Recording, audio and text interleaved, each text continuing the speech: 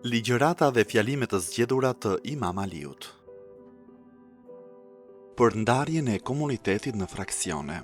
Zoti nuk ka çuar në qafthyrje asnjë tiran kokfor të kësaj bote, pa i dhënë kohë dhe mundësi dhe nuk ja ka përmirësuar kushtet asnjë populli, pa e vënë më parë në sprov me fatkeqësi dhe mjerim. Vuajtjet që tashmë keni hequr dhe vështirësitë në për të cilat keni kaluar janë më shumë nga çdo duhej për t'ju dhënë mësim. Për fat të keq, jo çdo vesh dëgjon, jo çdo sy shikon dhe jo çdo njeri i thinjur është edhe i mençur.